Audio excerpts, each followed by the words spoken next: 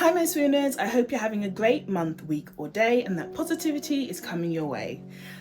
This week I'll be discussing the 5 books that I am definitely going to read in August. This August I'm participating in the Romance Readathon created by Maggie. This readathon will be running from the 1st of August to the 31st and it's a historical romance. So basically in this readathon you pick a character. I picked Miss Amaya Reed, who is also known as the Blue Stocking. She's academic and shy and she's tricked her publisher into thinking that she is a man, but she has a problem flirting, and while she's confident with her writing, she isn't confident with trying to find a partner. And as this character, the more books I read and the more points I have, the more the storyline progresses and hopefully I'll eventually get a partner. It's just a really cool readathon and this is the first time I'm doing this. I will add a link below to the instructions and the channel, and if you would like to join then please join because it's just really cool, like honestly. And I'm finding so many books already from this readathon due to the Discord channel and all the lovely people that are there as well. Honestly, if you love historical romance and you want to do a readathon to catch up to your Goodreads challenge, which is what I'm doing, then this is the perfect time because I'm also going to, fingers crossed, read a book a day in August. That's right, 31 books, because I'll be reading 1 book a day. Do I think it's going to happen? Probably not, but I am going to try with all my might because I am so behind on my Goodreads. It's actually ridiculous. And if I think about it too much, I'm gonna panic. Anyway, on to the video. So I have picked 5 books that I definitely want to read in the month of August. 3 of them are historical romance and 2 are contemporary. Some of these books have been on my TBR for ages and others I have just recently found and I'm really dying to read them. So let's get started. So the first book is The Prince of Prohibition by Marilyn Marks. Now this book is a Great Gatsby romantasy, and the minute I saw that I was like, historical romance, fantasy, and set in the era of like Great Gatsby, come on, it needs to be added on my list today. This is also one of the books that in the readathon people are doing a buddy read for. When I saw that and I already knew it was on my TBR, that just sort of pushed it up the list. So The Prince of Prohibition is centered around Adeline Colton. Now Adeline is cursed, like everyone around her knows she's cursed. She suffers from these very strange dark dreams, and yeah, everyone around her is like, that's the one that's cursed, she's cursed, don't hang around with her. So she escapes to New York and she just wants a quiet life, but sadly the curse follows her, and then she meets Jack Warren. Now Jack Warren is a millionaire, he's a gangster, he lives in a very extravagant world, and Adeline knows that she should not be anywhere near him and that she should not feel drawn to him. However, the more she pushes away, the more she again feels drawn to the extravagant world that he's a part of. And it gets even more complicated when she realizes that Jack is keeping a very dark secret, and he might not be what she thinks he is. This is the first in the trilogy, I believe, and again, the cover art, the plot, the blurb, everything, every part of it just made me go, that's a book I need to read. That's a book that I would really love to read. And so The Prince of Prohibition is, well, I wouldn't say number 1 on this list, but I am definitely making sure that I spend a weekend or one of my Saturdays or Sundays reading that book in August. The next book on my August TBR that I really want to read is a book I actually mentioned in my February swoon-worthy releases. It's either February or January, but either way, this is a book that when I saw the blurb and the fact that it was being released this year, I immediately added it onto my TBR. And now I'm finally getting around to reading it, and that is The Duke's Deal by Valerie Bowman. So you have my girl Victoria. Now, when Victoria married Sebastian Sinclair, the Duke, she thought she was going to get this whirlwind romance and a happy ever after, and you know, she thought she had her dreams come true. However, that failed. Sebastian betrays her in the worst way, and 2 years have gone by and she has not seen her husband, like, at all. She's perfectly fine with this until her grandfather's dying wish, or, well, her grandfather, whilst on his deathbed, wishes for her and her husband to come to their family home for a Christmas celebration, basically a family reunion. Now, Victoria goes to Sebastian, her husband, and says, can you please just go with this plan, pretend that we are a loving couple, come with me so I can complete my grandfather's wish, because I love him so much and this will make him happy. And Sebastian is like, I'll do it. Yeah, I'll do it. I'll come. If you are in my bed every night. Because Sebastian is like, this is the perfect opportunity for me to produce an heir that I need. But feelings get in the mix.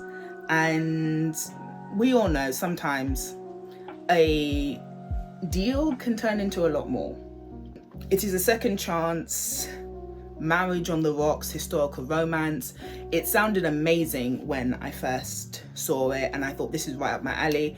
And now I'm making sure that I read it in the month of August, because I will get plenty of points in the readathon.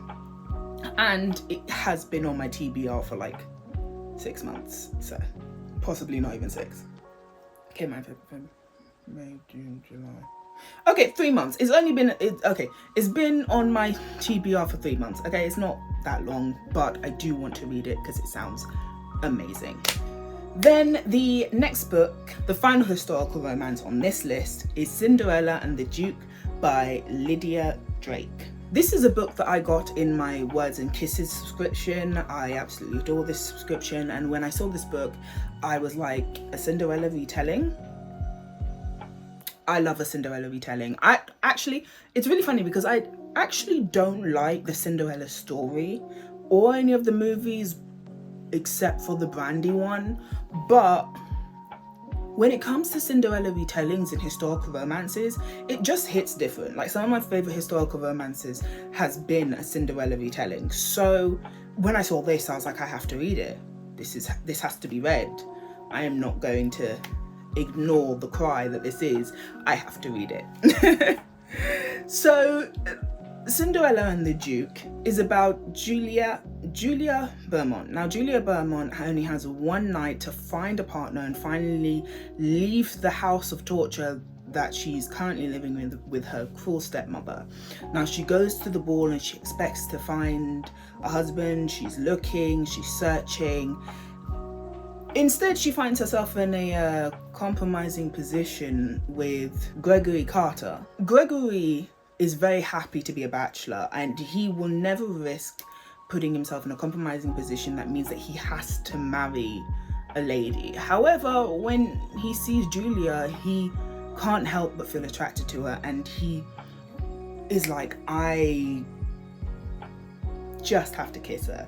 But when they get caught, Julia proposes, and Gregory, being the gentleman that he is, says yes. And that is where the story begins.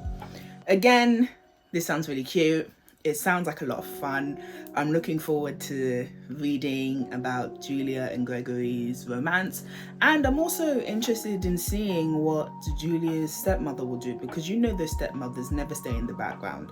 Like, they always come in and do some foolishness or try and trick somebody or take somebody's money. And they're always there like, bleh, I raised you and therefore you should be thankful to me.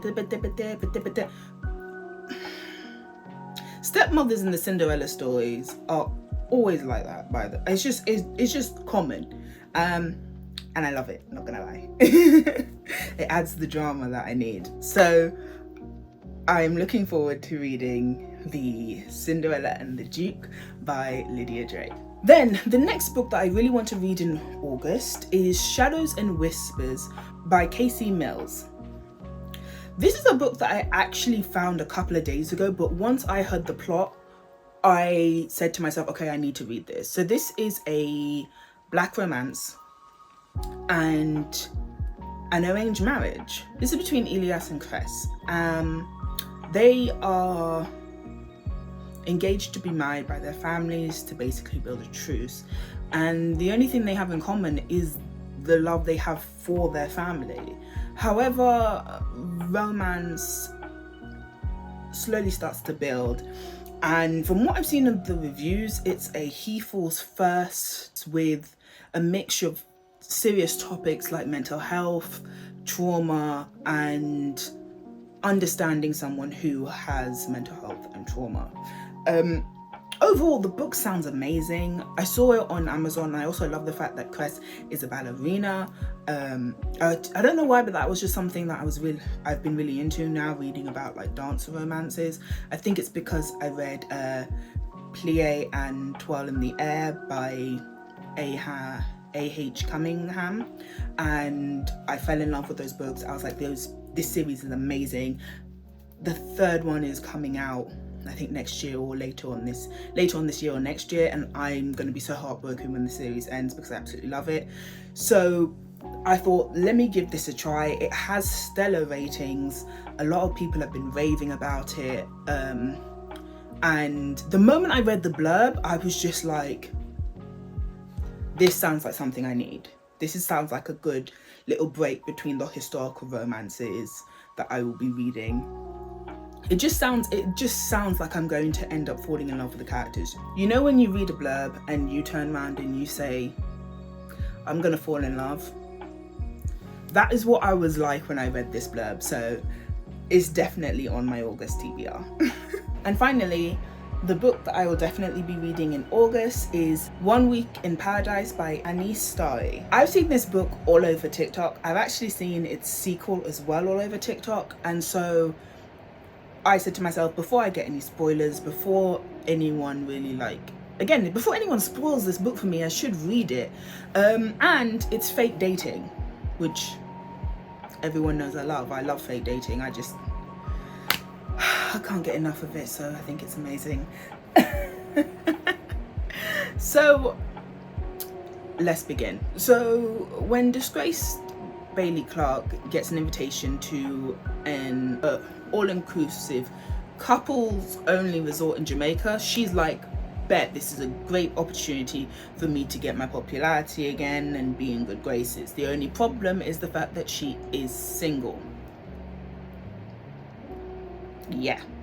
And enters Cash. Now Cash is Bailey's brother's best friend, but he never really seemed to like Bailey, and so she's a bit hesitant to ask him, and she's very surprised when her brother suggests the idea to Cash. Cash says yes. He's like, yeah, I'm down for it. Shock, or what the F is happening? Anyway, they find themselves at this couple's resort pretending to date, fake dating. However, we all know that fake dating sometimes leads to real feelings. And there's some secrets that reveal themselves during this entire journey. Again, this is a fake dating, and I'm going to read it. It's fake dating. I love fake dating. Fake dating is one of my favorite tropes. I've said it so many times. I know, some people don't like it. Some people are like, but it doesn't really have that angst. I love it. I absolutely love it. So for me, this is a book I definitely want to read in August, and I really also want to read its sequel as well. Hopefully in August, cross fingers.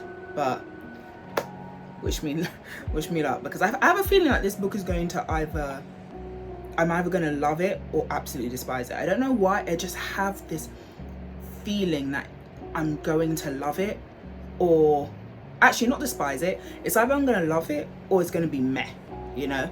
Like it's just going to be, it was alright in the end. And I really hope that's not the case. I really hope I love it. I really want this to be like a 5-star read. I want all of the books I've mentioned to be a 5-star read, to be completely honest. That's the reason why they are in my top 5. I just really want a book and a new author, because all of the books I've mentioned, I have not read any of the author's work previously before this, so I'm hoping that with the selection of books that I'll find a new author as well. Anyway, that is my top 5 books that I will be reading in August, and the top 5 books of my August TBR. I will be posting my entire TBR on the 1st of August, so depending on when this comes out, it might already be up on my Instagram. I will be linking the readathon down below, like I said at the beginning. If you want to join, please join. I always find readathons really fun, and you end up meeting a lot of people, a lot of lovely people, a lot of readers that have the same taste as you as well. So if you're like, I want to do something fun and really get back into reading, or maybe just find some good book recommendations, then I say join this readathon. Anyway, I hope you enjoyed this video, and I will see you next week for another Timeless Swoons video.